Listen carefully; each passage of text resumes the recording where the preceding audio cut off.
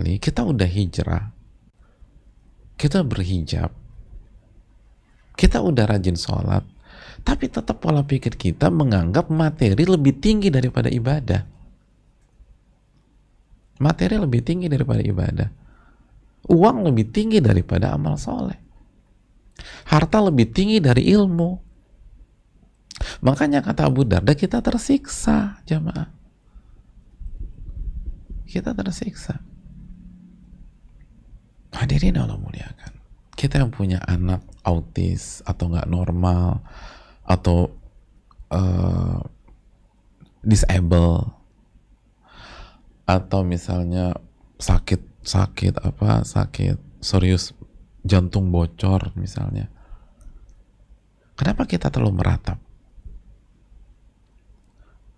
Kenapa kita nggak berpikir bahwa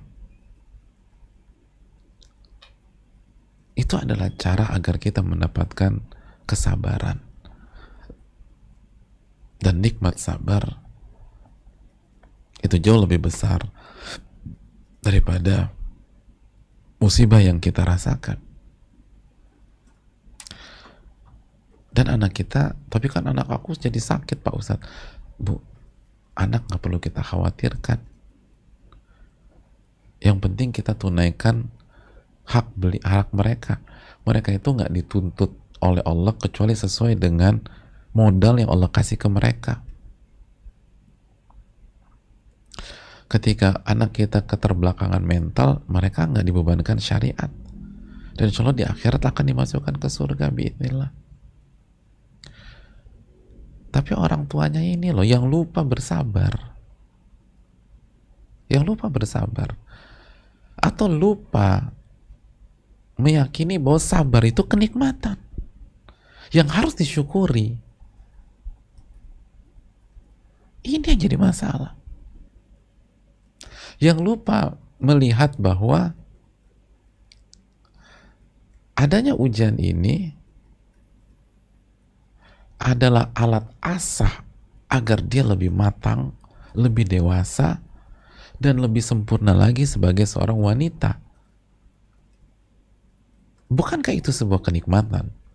Dan kenikmatan harus disyukuri.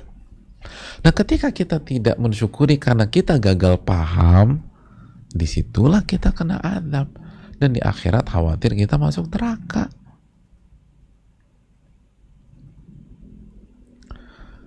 Wah, ini luar biasa jamaah sekalian. Makanya renungkan di ucapan Ibnu Qayyim rahimahullah, fani'matullah bil Islam wal iman. Nikmat Allah berupa Islam dan iman, berupa hidayah agar kita kembali kepada Allah. Nikmat berupa bisa berzikir dengan senang, berzikir dengan tenang, berzikir dengan penuh kenikmatan, dan merasakan manisnya ketaatan. Itu a'zamun ni'am, itu nikmat yang paling besar.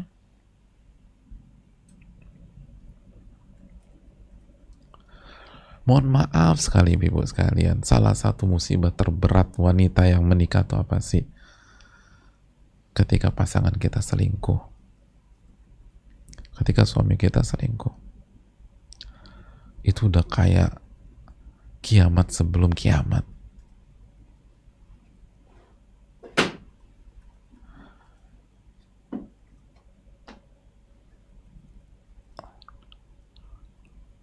Kenapa kita merasa hancur?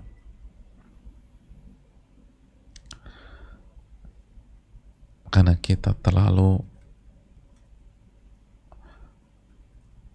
mengangkat-angkat nikmat materi, nikmat fisik, nikmat kesetiaan makhluk, nikmat kesetiaan manusia, nikmat kesetiaan pasangan, melebihi nikmat hidayah, nikmat sabar, nikmat amal soleh, dan nikmat ibadah. Sehingga ketika nikmat kesetiaan pasangan tercabut, hilang, kita anggap tidak ada kenikmatan sama sekali dalam hidup kita. Hidup kita sudah hancur. Padahal pada saat kesetiaan pasangan itu pecah atau hancur, di sana ada kesabaran. Kita disuruh sabar sama Allah, betul nggak? Kita disuruh sabar, dan sabar itu nikmat. Itu nikmat dari Allah. Sabar itu nikmat, dan setiap nikmat harus kita syukuri. Ini pengetahuan pribadi saya ya ibu-ibu ya. Dengan keterbatasan saya dalam mengenal manusia, dari pengalaman saya yang terbatas, wanita yang suaminya selingkuh, lalu dia bisa menyikapi selingkuhnya atau musibah selingkuhnya suaminya dengan benar, dengan bertakwa kepada Allah dengan benar ya, itu 100% menjadi pribadi yang jauh lebih baik.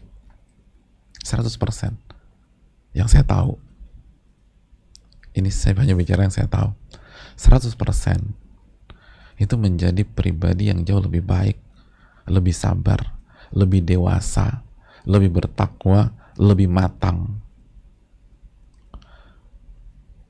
Lalu berikutnya Allah kasih kehidupan yang lebih baik buat mereka. Angkanya bukan 90%. Yang saya tahu sekali, saya hanya bicara pengalaman saya dalam melihat beberapa kasus seperti itu. 100% dia menyikapi dengan benar, dia menyikapi dengan takwa, dia nggak pakai emosi, dia nggak pakai emosi, dia nggak pakai sebatas perasaan. Kalau perasaan berantakan jamaah, tapi dia sikapi dengan benar. Angkanya 100% menjadi lebih baik, lebih bertakwa, lebih matang, lebih dewasa. Lalu Allah kasih kehidupan yang jauh lebih baik setelah itu. Makanya kesimpulannya, bukankah itu sebuah nikmat yang harus kita syukuri?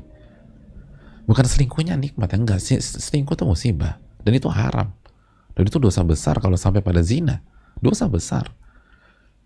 Tapi bukankah Allah maha bijak jemaah? Allah kasih sisi lain dari sebuah kejadian. Allah kasih sisi lain dari sebuah kejadian. Dan lupa, masalahnya kita tidak melihat sisi itu. Kenapa? Karena kita berpikir atau terlalu fokus pada kenikmatan yang berupa duniawi saja. Kenikmatan yang berupa duniawi. Oleh karena itu jamaah yang Allah muliakan,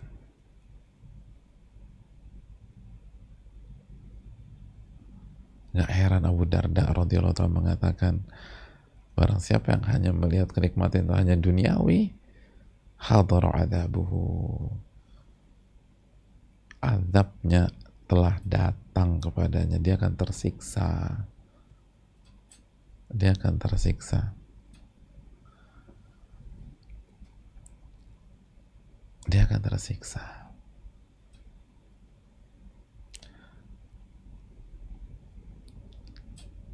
Dan hal yang sangat menggelitik dan membuat kita merenung, kalau orang yang hanya berpikir nikmat itu sebatas nikmat duniawi dan nikmat materi dan fisik, dia akan tersiksa di dunia dan akhirat. Lalu bagaimana dengan orang atau wanita yang sama sekali lupa akan nikmat Allah Subhanahu wa taala, baik yang ukhrawi, hidayah ibadah, dan juga yang duniawi, lupa sama sekali. Kira-kira bisa bahagia nggak tuh hidupnya? Nggak mungkin bahagia. Nggak mungkin bahagia. Jelas nggak jamaah sekalian? Contoh lagi, buat yang jomblo misalnya, kenapa banyak wanita yang belum menikah tertekan? Wanita single di usia 30-an segala macam tertekan karena dia